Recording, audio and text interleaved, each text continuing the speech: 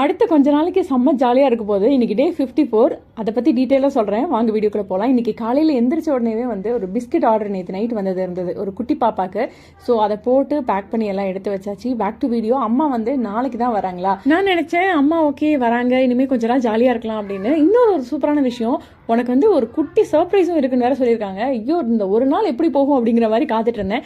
So evening work எல்லாம் முடிச்சுட்டு gym கிளம்பி வந்தாச்சு. இன்னைக்கு ஜிம்ல வந்து அப்பர் பாடி லோவர் பாடின்னு எல்லாமே மிக்ஸ் பண்ணி ஒர்க் அவுட்ஸ் எல்லாம் இருந்துச்சு. ரொம்ப ஜாலியாக இருந்துச்சு. ஏன்னா நான் ஒரு ஹாப்பி மோட்ல இருந்ததுனால சம்டைம்ஸ் தேவையில்லாத விஷயங்களும் நம்ம மண்டையை போட்டு குறையும். ஆனால் அப்பவுமே நம்மளோட வேலைகளை நம்ம தான் பார்த்தாகணும் இல்லையா. ஜிம்முக்கு போகிறதாகட்டும், ஒர்க் அவுட் பண்ணுறதாகட்டும், அது மட்டும் இல்லாமல் நமக்கான வேலைகள்லாம் 1000 வேலைகள் இருக்கும். ஸோ அதெல்லாமும் நம்ம தான் பார்க்கணும். முன்னெல்லாம் வெளியே போனால் ஒரு வாட்டர் பாட்டில் கூட எடுத்துகிட்டு போக மாட்டேன். ஆனால் இப்போலாம் வெளியே போகணும் அப்படின்னு நினைக்கும் போதே நமக்கு பசிக்கும். அப்போ ஃப்ரூட்ஸ் எடுத்துகிட்டு போகலாம், சாலட் எடுத்துகிட்டு போகலாம், அது எடுத்துகிட்டு போகலாம், இது எடுத்துகிட்டு போகலாம். நானே ஒரு 4-5 டப்பா பேக் பண்ணி எடுத்துகிட்டு போகிறேன். அது மட்டும் இல்லாமல் இப்போ எந்தெந்த விஷயங்கள்லாம் எனக்கு ரொம்ப சந்தோஷத்தை தருமோ அதையுமே தேடி தேடி நான் பண்ணிட்டு இருக்கேன்.